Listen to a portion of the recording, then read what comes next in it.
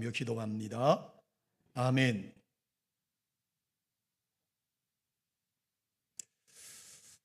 제가 한번 여러분에게 드렸던 예화를 하나 더 드리고 말씀을 시작하려고 합니다. 여러분, 좋은 교인은 어떤 교인이냐면 한 번 들어도 못 들은 척 해주는 교인이 좋은 교인입니다. 할렐루야. 만약에 여러분 들으셨는데 목사님 그거 지난번 하신 거잖아요 하는 사람은 나쁜 교인이에요. 조선시대에 아주 유명한 상인이 한 분 있었습니다. 이 사람이 임상옥이라고 하는 사람인데요. 하루는 궁궐의 치안을 맡았던 박종경 대감이 큰 방을 숭례문 앞에 걸어 놓았습니다. 그 방의 내용은 숭례문을 하루 동안 통행하는 사람이 몇 명인지를 알아맞추는 사람에게는 큰 상과 벼슬을 내리겠다라고 하는 방을 붙여 놓았습니다. 그러자 이 방을 보았던 많은 사람들이 이제 숭례문에 하루에 몇 명의 사람들이 오고 갈까를 조사하기 시작합니다. 그런데 갑자기 이 임상옥이라고 하는 이 상인이 박종경 대감을 찾아옵니다. 다른 사람은 지금 앉아서 몇 명이 하루에 숭례문을 통과할까를 조사하고 있는데 이 임상홍이라고 하는 이 상인은 확인도 하지 않고 대감을 찾아왔습니다. 의아하게 생각했던 이 박종경 대감이 묻습니다. 아니, 어떻게 당신은 시간이 얼마 되지 않았는데 나를 찾아올 수 있느냐? 그래, 조사했느냐? 그랬더니 이 임상홍이라고 하는 상인이 이렇게 말합니다. 대감님, 하루 종일 숭례문을 통과하는 사람은 딱 두 사람밖에 없습니다. 아니, 하루에 수천 수만 명이 지나다니는 이 숭례문에 두 사람밖에 없다니 이게 말이 되겠습니까?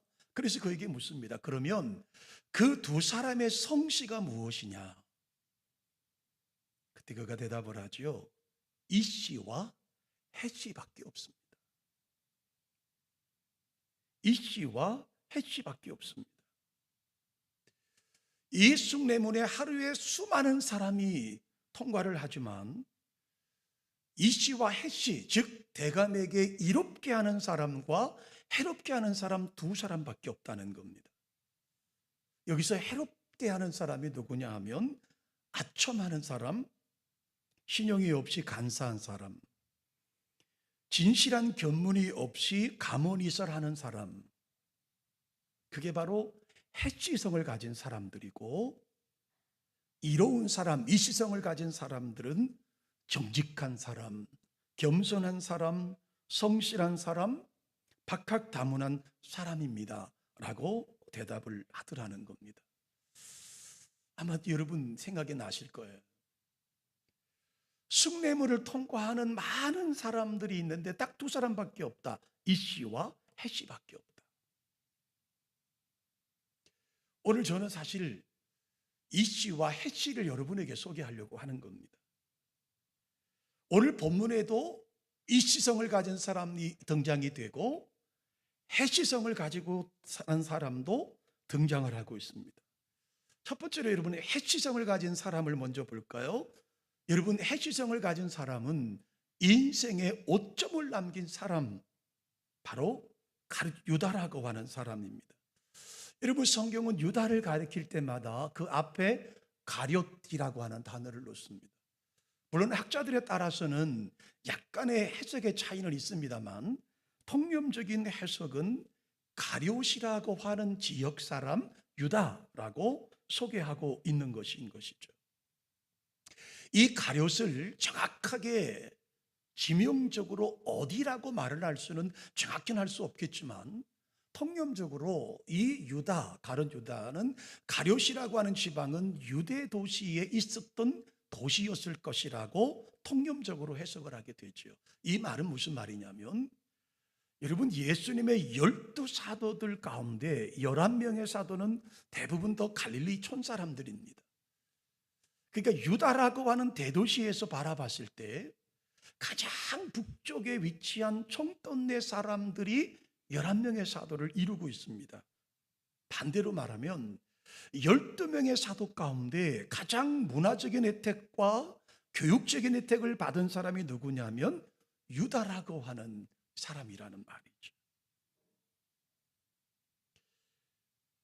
여러분, 유다는 12명의 제자 가운데 유대 사람이었습니다. 도시 사람이었다는 말입니다.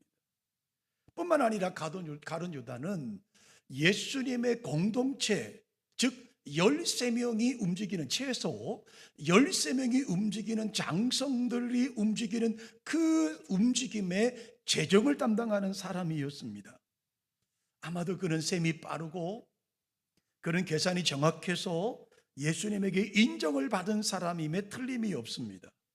다시 말하면 가룟 유다는 주님에게 특별한 은혜를 받은 사람이었다는 말이죠. 그런 관점으로 본다면 가룟 유다는 탁월한 사람이었다라고 평가를 내릴 수가 있습니다.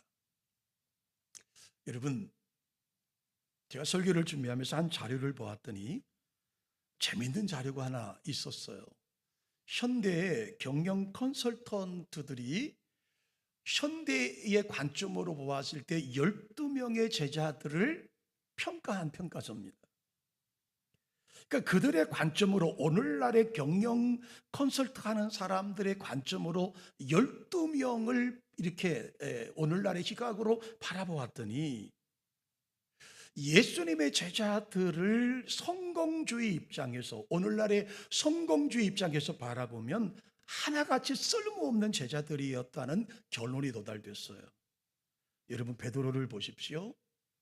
현대 컨설턴트들이 이렇게 고백을 했습니다. 베드로를 보았더니 정서적으로 불안하고 성격이 과격하기 때문에 리더, 즉 성공할 수 없다. 베드로 사도의 동생이었던 안드레를 또 연구해 보았더니 그는 무능력하고 소심해서 남을 지도할 만한 인물이 되지 못한다. 야고보와 요한의 형제를 연구해 보았더니 이 두 형제는 개인의 이익을 추구하는 자로서 공동체에 유익을 끼칠 수 없는 사람이더라 라고 하는 결론을 내렸습니다. 도마를 보았더니 매우 부정적이고, 매사가 부정적이고 의심하는 버릇이 있어서, 또 추진력이 없어서 리더자가 될 수 없다, 성공자가 될 수 없다.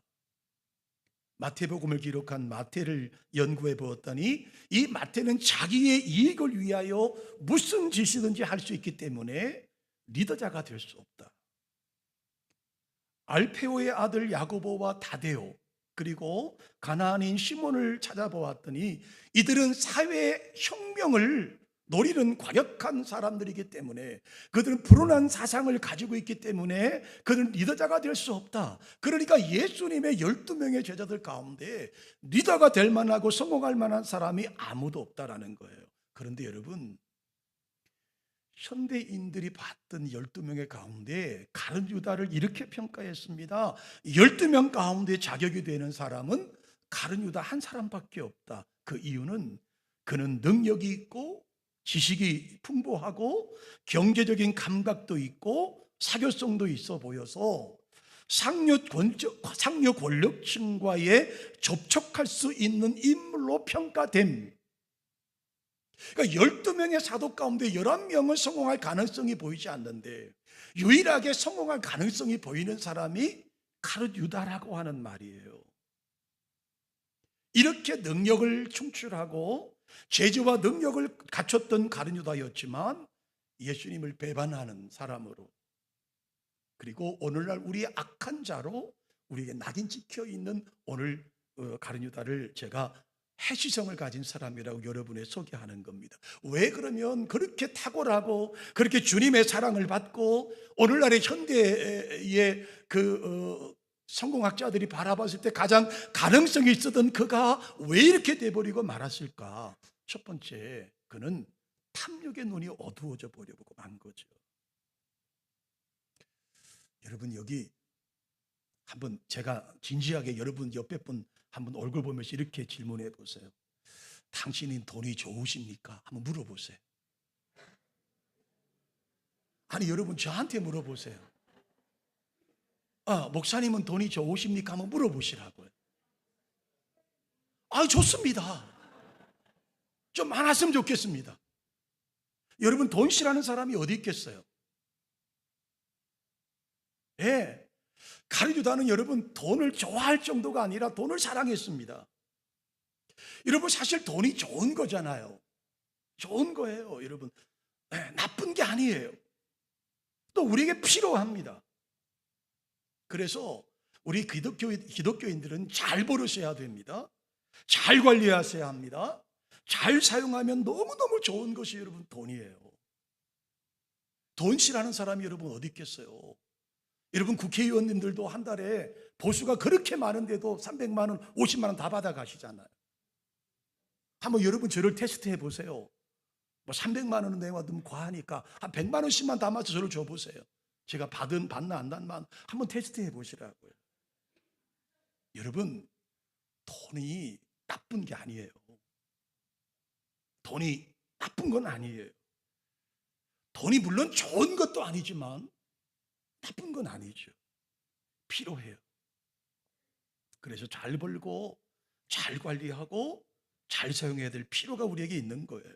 그런데 여러분 우리가 경계할 것이 있어요. 돈의 노예가 돼버리면 문제가 되는 것이죠. 예수님도 말씀하셨습니다. 하나님과 물질을 겸하여 섬길 수 없다고 분명히 말씀하셨습니다. 그런 관점에서 가룟유다를 자세히 살펴보면 유다는 주님보다 돈에 더 많은 관심을 가지고 있었습니다. 여러분 요한복음 12장에 보면 한 여인이 예수님께 나옵니다. 고가의 나드 한 옥합을 가지고 와서 과감하게 깨트려서 주님에게 부어드렸습니다. 여러분 그럴 때 가룟유다의 입장은 이 여인이 왜 주님에게 이 고가의 나드 향을 옥합을 깨뜨렸는지를 관심 갖지 않습니다. 이해하려고 하지 않았어요. 단지 그가 생각한 것은 이 나드 향값이 300데나리온이나 되는 거금이 되는 돈이고 이것을 팔아서 가난한 사람을 좋으면 좋겠다라는 이야기를 합니다. 근데 여러분 성경은 거기서 끝나지 않아요. 요한복음 12장 6절의 말씀에 보니까 그가 이렇게 가난한 사람을 이야기한 이유가 나옵니다.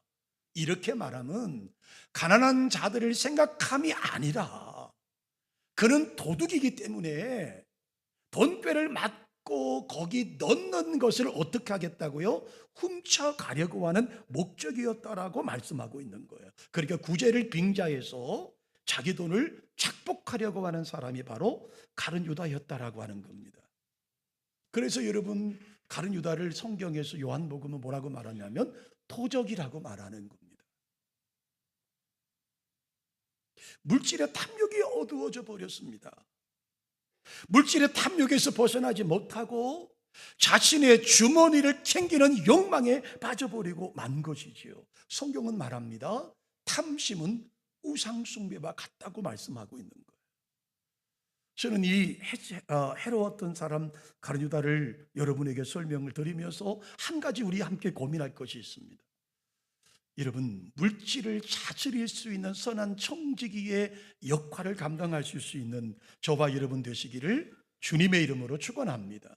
두 번째로 그가 왜 해로운 사람입니까? 왜 해치성을 가졌다고 말합니까? 그는 가증스러운 사람이었다고 성경은 말합니다. 여러분 가룟유다는 진실하지 않았습니다.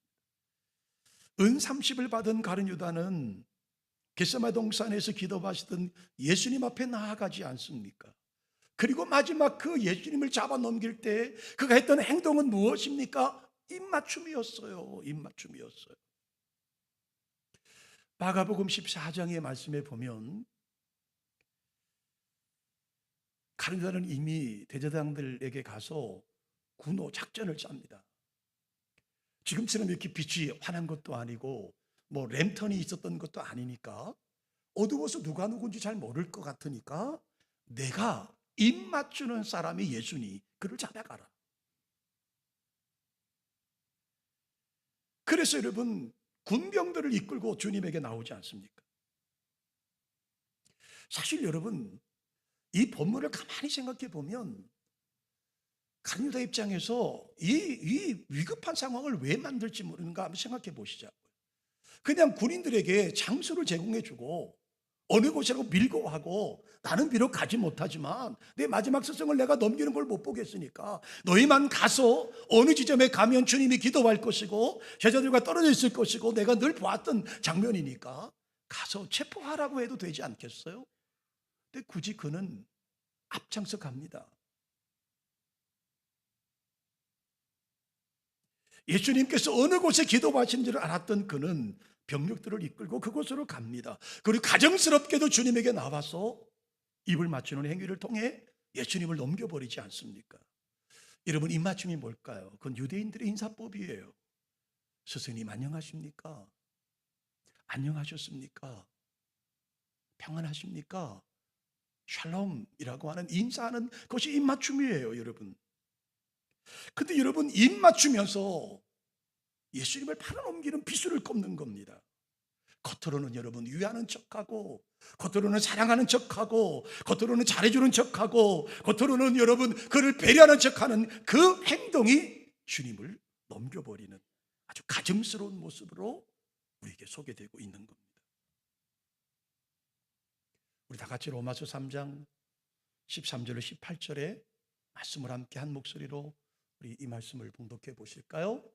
그들의 목구멍은 열린 무덤이요, 그 혀로는 속임을 일삼으며 그 입술에는 독사의 독이 있고 그 입에는 저주와 악독이 가득하고 그 발은 피 흘리는데 빠른지라 파멸과 고생이 그 길에 있어 평강의 길을 알지 못하였고 그들의 눈앞에 하나님을 두려워함이 없느니라 함과 같으니라.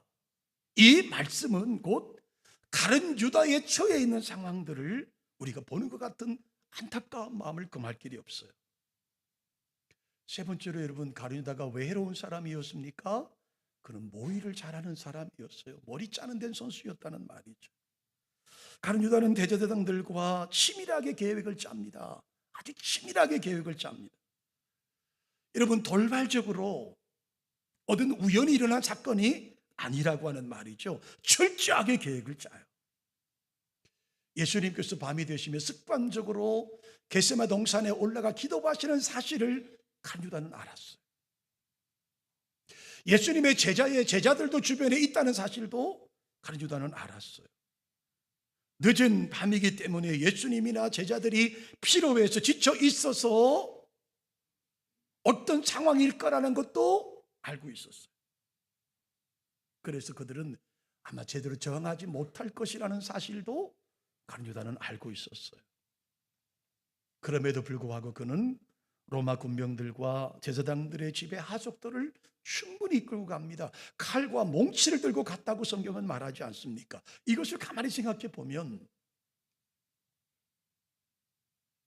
가룟 유다는 만약에 문제가 생기면 예수님을 포함한 제자들을 일망타진하려고 했던 속셈이 있었다고 추론해 볼 수 있어요. 자, 네 번째로 왜 그가 해로운 사람이냐 하면 회개할 기회를 놓쳐버리는 사람이었습니다. 자, 그게 계획대로, 아주 치밀한 계획대로 예수님이 체포됐습니다. 막상 집에 가서 돈 은 30냥을 내려놓고 보니까 뭔가 가슴이 허전한 거죠. 아, 내가 잘못했구나. 내가 순간의 선택이 잘못돼서 예수를 팔아 넘겼구나. 그래서 어떡하죠? 은 30을 들고 성전으로 뛰어갑니다. 그리고 장로들에게 그 돈을 내놓으면서 뭐라고 말합니까? 내가 무지한 자의 피를 팔고 범죄하였다라고 하는 말을 합니다. 무슨 말일까요? 지금까지 있었던 일을 다시 물리자라고 하는 거예요. 이 돈을 다시 돌려드릴 테니까 예수를 다시 돌려달라고 하는 이야기입니다. 근데 문제는요, 세상들이 뭐라고 말하죠? 그것이 우리와 무슨 상관이 있느냐? 내가 당하라. 내가 저지른 범죄이니 내가 한 행동이니 내가 책임지라고 하는 말입니다. 그러자 어떡합니까? 은 30을 성전에 던져버리고 나갑니다. 나가서 어떡하죠? 목을 매서 자살해버리고 말아요.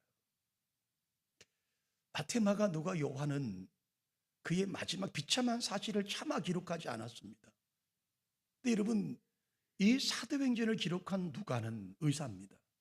누가는 오늘 본문에 18절부터 말씀해 보면 그의 마지막 어떻게 죽임을 당했다는 사실을 여기 기록해 놓았습니다. 유다는 배가 터져서 창자가 다 흘러났다, 비참한 상황을 기록해 놓았습니다. 예수님을 배신한 대가, 예수님을 배신했던 그 유다는 회개할 수 있는 기회를 놓쳐버리고 만 것이죠. 그리고 사도행전은 비참하게 그의 말로를 기록해 놓았습니다. 유다는 여러분 회개할 기회가 있었습니다. 근데 회개하지 않습니다. 왜 그럴까? 그 속에 하나님이 계시지 않았기 때문이에요. 여러분, 하나님을 두려워했다면 예수님 팔지도 않았겠죠? 예수님을 배반하지도 않았겠죠? 자살하지도 않았을 거예요. 그러나 가룟 유다의 심령에는 하나님이 없었습니다. 예수님이 계시지 않았습니다. 예수님을 사랑하는 마음도 없었어요. 탐욕만 가득했기 때문에 말로가 이렇게 비참할 수밖에 없는 거잖아요. 여러분, 마태복음 26장을 읽어보시면 주님께서 이 베드로 이 가룟 유다를 향해서 이렇게 말씀하시는 겁니다. 인자는 자기에 대하여 기록한 대로 가거니와 인자를 파는 그 사람에게는 뭐가 있다고요?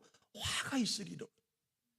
그 사람은 차라리 태어나지 않았더라면 제게 좋을 뻔하였다. 여러분, 주님의 평가입니다.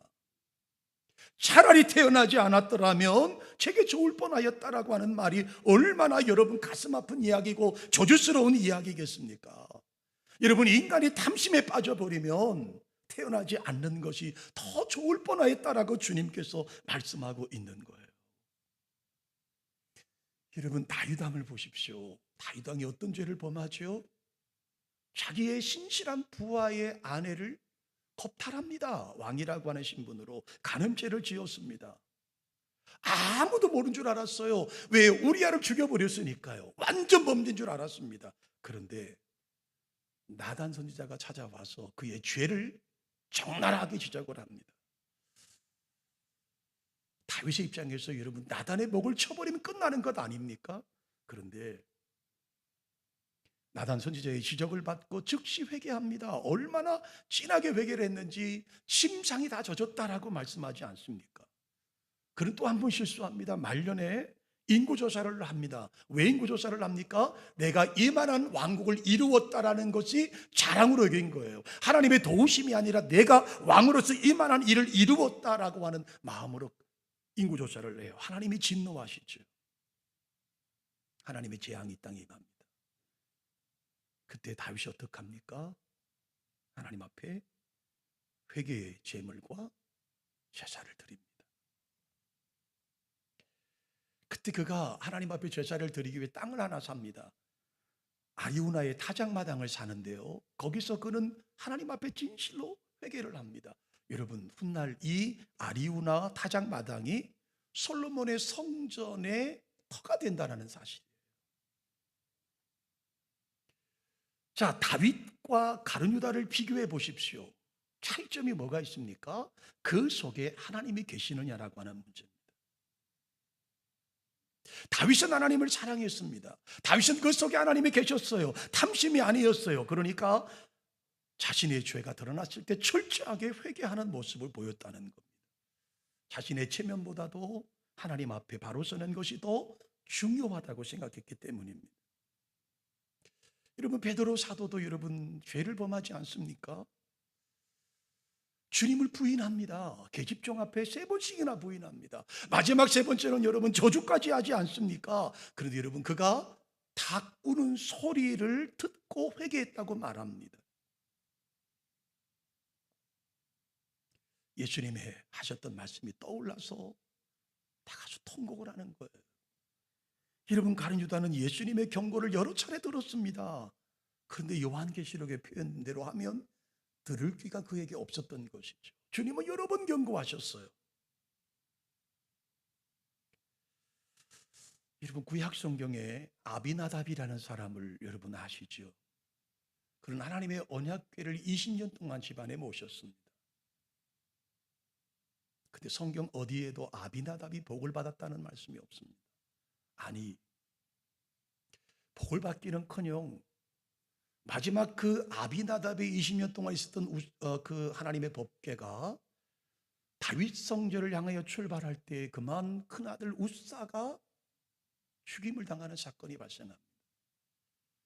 20년 법궤를 모셨는데 복을 받지 못했고, 마지막 그 법궤가 떠나는 날 아들이 죽임을 당하는 이 처참한 모습이 아비나답의 모습이었습니다. 여러분, 오늘 우리는 이 말씀을 심각하게 생각해 보아야 합니다.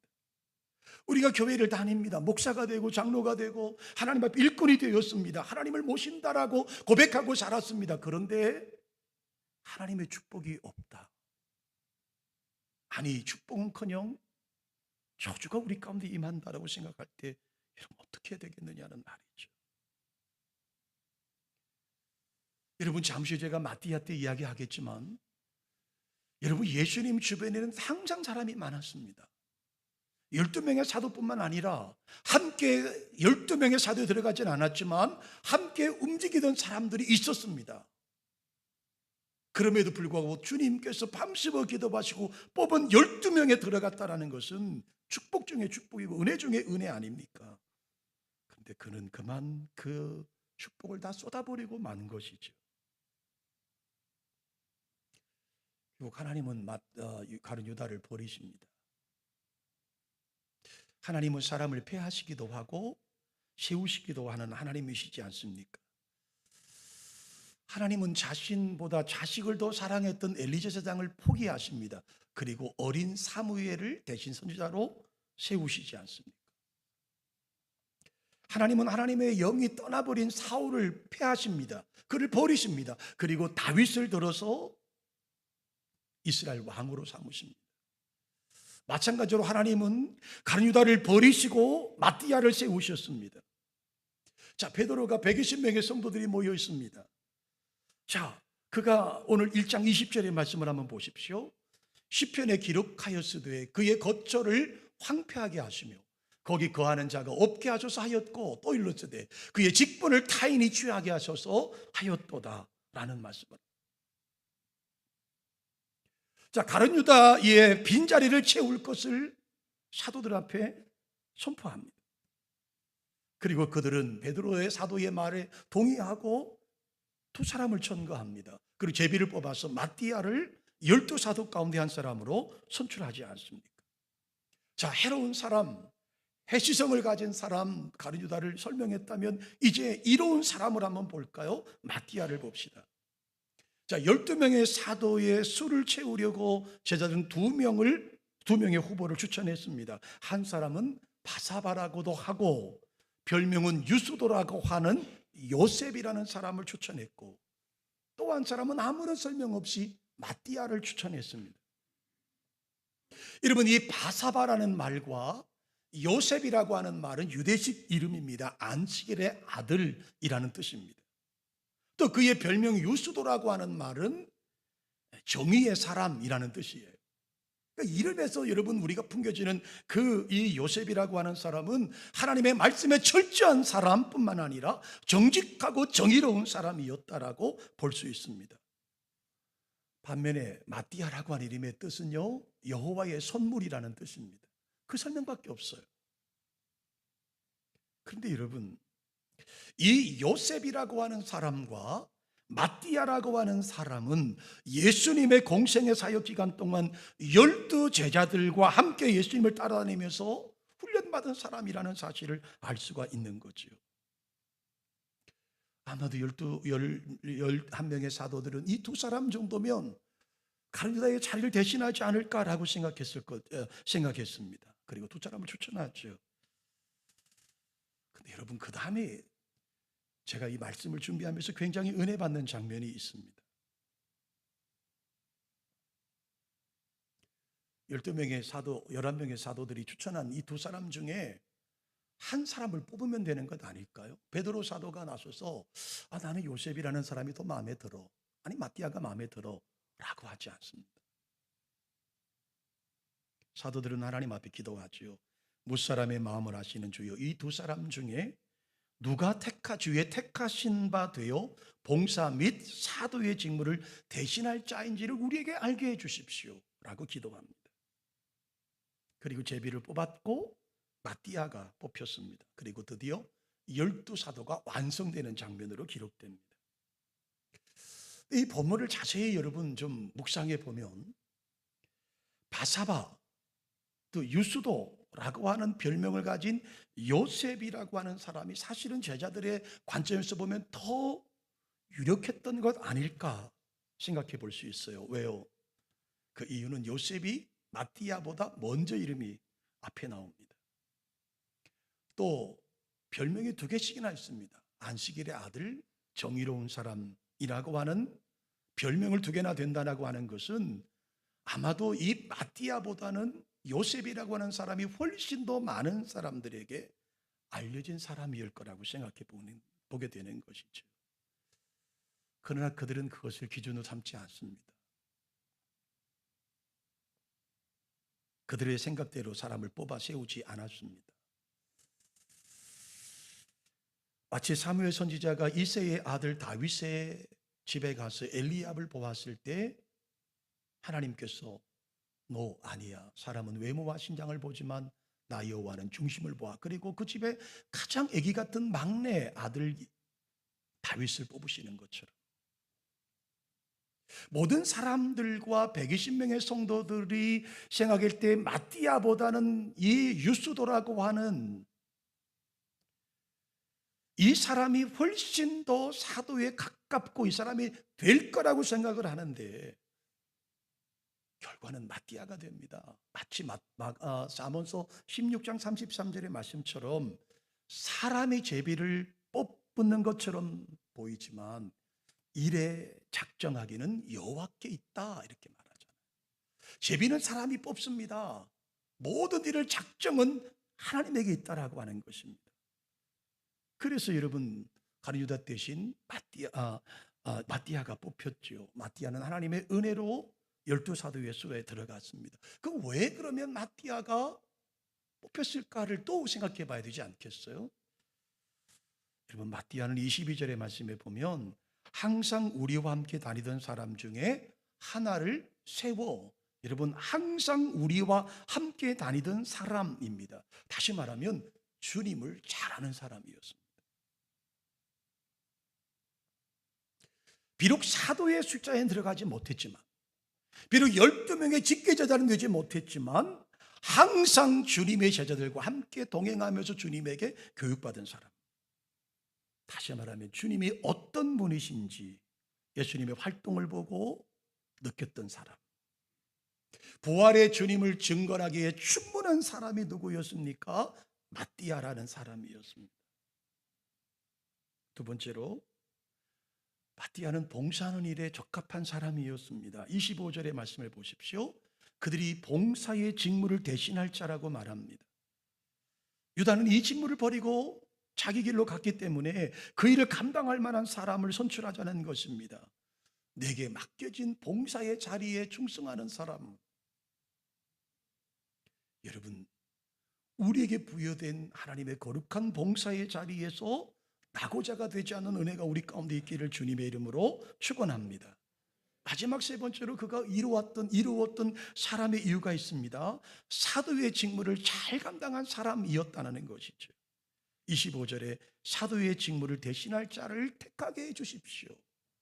봉사와 사도의 직분을 대신할 자를 선택하게 해 주십시오. 그들의 기도였습니다. 여러분, 사도의 직무는 뻔하지 않습니까? 하나밖에 없어요. 예수의 부활을 증거하는 겁니다. 그것도 그냥 증거하는 것이 아니라 목숨을 걸고 증거하는 거예요. 22절의 말씀해 보십시오. 우리와 더불어 항상 우리와 함께 다니던 사람 중에 하나를 세워 우리와 더불어 예수께서 부활하심을 어떻게 해요? 증언할 사람이 되게 하여야 하리라. 제가 2주 전에 말씀을 드렸던 적이 있습니다. 결국 마띠아는 갑바도교에 가서 복음을 전하다 돌에 맞습니다. 그리고 결국 목이 잘려 죽임을 당하는 순교자가 됩니다. 제가 마띠아에 대한 자료를 쭉 찾던 중에 그는 사람들에게 돌에 맞아서 거의 죽어갑니다. 시체와 같은 그 시체를 질질 끌고 갑니다. 근데도 그는 그 피투성이 된 속에서도 끝까지 주의 부활을 전합니다. 그 결국 목이 잘려서 참수형을 당하고 순교를 당하죠. 자, 해로운 사람과 이로운 사람. 에베소서 4장 12절 말씀에 보면 하나님께서 우리를 부르시고 은사를 주신 이유와 목적이 나와 있어요. 그 이유와 목적이 무엇이냐면 봉사의 일을 하게 하며 그리스도의 몸을 세우기 위함이라고 말합니다. 여러분, 그리스도의 몸이 뭐죠? 교회입니다. 오늘 우리는 이 드림교회라고 하는 이 거룩한 공동체의 아름다운 교회를 세우기 위해 부름받은 자들이에요. 뿐만 아니라 봉사하기 위해 불렀다고 말씀합니다. 자, 여러분 이제 말씀을 정리해 볼까요? 여러분, 이로운 사람이 되시렵니까? 해로운 사람이 되시렵니까? 여러분은 지금 이로운 사람이십니까? 해로운 사람이십니까? 여러분 앞으로 여러분의 가정과 여러분의 민족과 나라와 이 백성에게, 이 교회에 여러분 이로운 사람으로 사시기를 원하십니까? 해로운 사람으로 사시길 원하십니까? 우리는 아무도 해로운 사람이 되고 싶지는 않을 겁니다. 그렇다면 여러분 봉사의 직무를 다하십시오. 예수의 거룩한 부활을 전하십시오. 그러므로 여러분 에베소 4장 12절에 말씀하신 그 말씀이 오늘 우리 가운데 이루어져 가는, 저와 여러분을 통해서 하나님의 나라가 증거되는 영광이 있으시기를 주님의 이름으로 축원합니다. 고마우신 하나님, 해로운 사람이 아니라